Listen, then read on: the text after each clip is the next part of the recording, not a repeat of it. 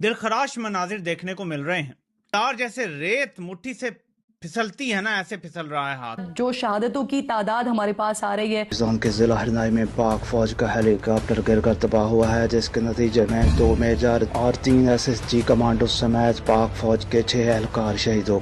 और ये जो हमले हैं ये बड़े कोऑर्डिनेटेड और एक मुनज़्ज़म एफर्ट नजर आती है। मतलब ये है कि ये जो भी चीज चल रही है बलूचिस्तान में, वो एक छोटा क्लैश नहीं है, वो कुछ बड़ा होने वाला था जिसमें बलोच ने इनकी घंटी बजाई है।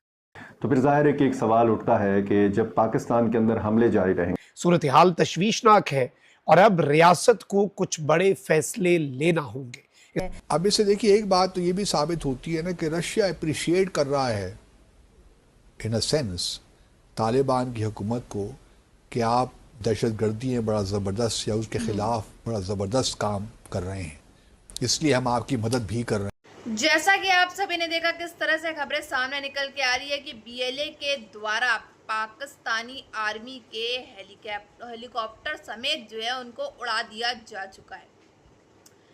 इस समय वैसे ही POK के अंदर जो प्रोटेस्ट जारी चल रहे हैं इन लोग के खिलाफ, जो है बेसिकली आज़ाद कश्मीर को लेकर के, वहीं दूसरी तरफ ये सूरत हाल आना, ये तशवीशनाक खबर आना, ये अपने आप में ही बहुत बड़ी दुखद खबर है। और पाकिस्तान की हुकूमत बस देख रही है कि आखिर इसके साथ हो क्या रहा है और कब तक ये चलता रहेगा, कब तक जो है ये कुचले जाएंगे। लगता तो मानो ऐसा है कि पाकिस्तान अब बस कुछ चंद दिनों का बचा है। जिस तरह से सूरत हाल वहाँ से आ रहे हैं, हर एक तरफ से ठोका चला जा रहा है और हुकूमत सिर्फ देख रही है कि अब हम करें तो करें क्या।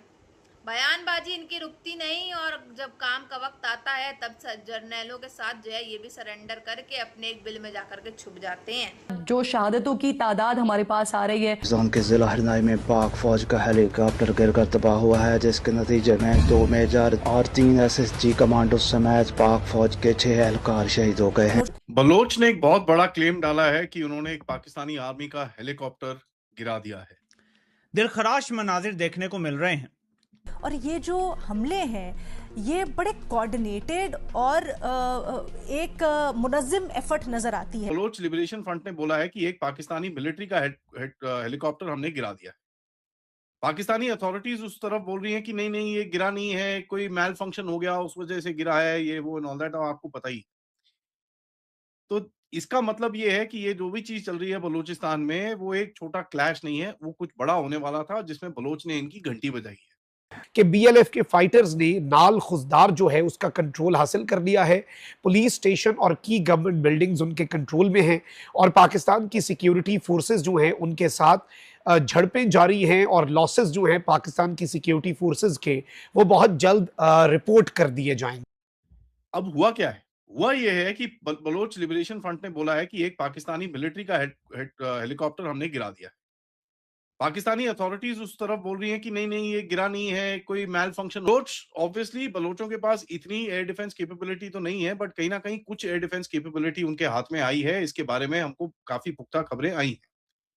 उनके पास शोल्डर फायर्ड मिसाइल्स भी हैं, IR सीकर और जो डायरेक्ट लाइन ऑफ साइट की सीकर की मिसाइल्स भी हैं, जिसमें वो फायर करते हैं। और they been firing at Pakistani army headquarters helicopters before also. पहले भी ये चीजें वो कर रहे हैं। अब होता क्या है कि अगर अब देखिए, पाकिस्तानियों को झूठ बोलने की तो पूरी आदत है कि भाई टेक्निकल माल फंक्शन की वजह से। कौन सा टेक्निकल माल फंक्शन तुम्हारा? बलोच ने ठोका है तुमको। अब सूरत हाल ये बनती है कि ये लोग आते हैं यहाँ पर कंट्रोल हासिल करने की कोशिश करते हैं। सिक्योरिटी फोर्सेस जब पाकिस्तान की आती हैं तो आप लड़ते ना, अपना कंट्रोल बरकरार रखते। जो तासुर देने की तुम लोग कोशिश कर रहे थे, घटिया और मजमूम कोशिश, वो तासुर तुम लोग फिर आगे लेकर चलते, लेकिन तुम लोग ऐसा नहीं कर सके। सिक्योरिटी फोर्सेस आई तो तुम्हारे जो ये फाइटर्स हैं नाम निहाद दहशतगर्द, ये वहां से दुम दबाकर भागने पर मजबूर हो गए। कुछ ने एक बहुत बड़ा क्लेम डाला है कि उन्होंने एक पाकिस्तानी आर्मी का हेलीकॉप्टर गिरा दिया है। आइए जरा बात करते हैं, और बड़े बड़े अटैक्स भी हो रहे हैं। Let's find out what's happening. Major attacks चल रहे हैं और कहीं ना कहीं बलूचिस्तान का जो फ्लैश पॉइंट है उसमें आग बहुत बुरी तरह से लगी है। एक मेजर एस्केलेशन है जहां पर खुजदार के अंदर, जैसे मैंने आपको बताया, काफी जबरदस्त अटैक चल रहे हैं और पिछले 3-4 दिनों से चल रहे हैं, जब पूरा सबका फोकस चल रहा है POJK के अंदर। तो फिर जाहिर है कि एक सवाल उठता है कि जब पाकिस्तान के अंदर हमले जारी रहेंगे तो हो क्या रहा है कि जब आपका पुलिस स्टेशन पकड़ा गया, आपके जो टैक्स फैसिलिटीज है वो पकड़ी गई, आपके कोर्ट्स, गवर्नमेंट ऑफिसेस सारे पकड़े गए, तो उस जगह के ऊपर आपका कंट्रोल ही नहीं रहता। अब कंट्रोल नहीं रहता तो पाकिस्तानी आते हैं हेलीकॉप्टर के साथ, उनके ऊपर फायरिंग शायरिंग करते हैं ऊपर से। और ये चीज अभी की नहीं है, ये चीज तो रेगुलर ये चीजें कर रहे हैं। इसके ऊपर यहाँ पर ये कहते हैं कि ये टेक्निकल माल फंक्शन की वजह से गिरा है, विच इज अनबिलीवेबल। क्यों? मुत्तसिल है दर आदम खेल। दर आदम खेल जो है ये कोहाट का इलाका है, और जब आप पेशावर का नक्शा देखें तो जनूब की तरफ आपको एक बडबेर का इलाका आता है। बडबेर एयर बेस के पीछे ये इलाका पड़ता है, हसन खेल का, पेशावर कोहाट रोड के ऊपर। यहाँ पे फ्रंटियर कांस्टेबलरी, फेडरल कांस्टेबलरी जिसका अब नाम है, इसकी एक पोस्ट को निशाना बनाया गया है। 6 सिक्योरिटी अहलकार इसमें शहीद हो गए हैं।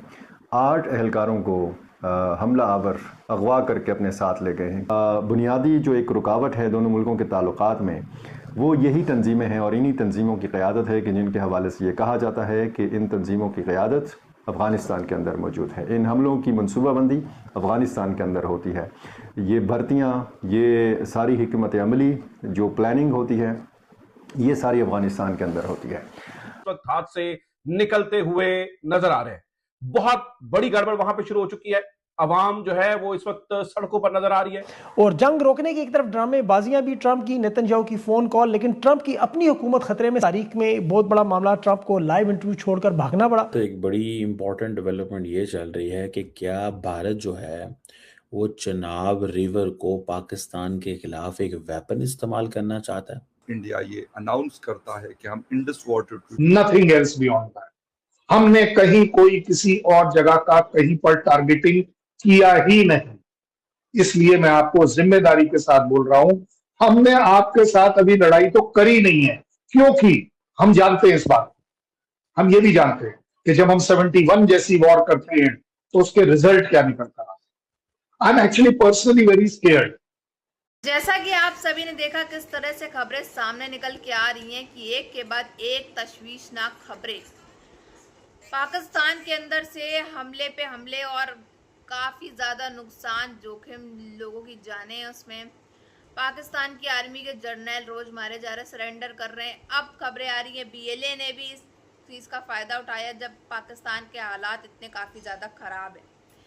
बेसिकली प्रोटेस्ट जो है वो पीओके के लेकर के पीओके में हो रहा है, और वहीं दूसरी तरफ बीएलए ने मौका देखते जो है वो पाकिस्तानी आर्मी के कैंपों में और पाकिस्तानी ने आर्मी के जो हेलीकॉप्टर ही उड़ा दिए, इनके चिथड़े कर दिए देखा जाए तो। और ये खबर अपने आप में ही बहुत बड़ी दुखद खबर है इन पाकिस्तानियों के लिए और पाकिस्तान की आवाम के लिए।